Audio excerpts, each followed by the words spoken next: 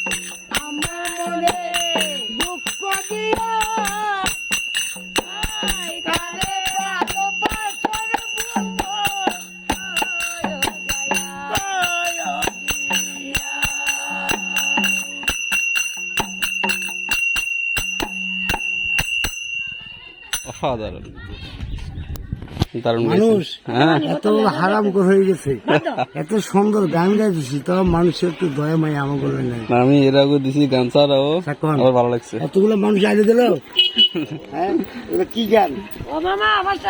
গানটা কি গান?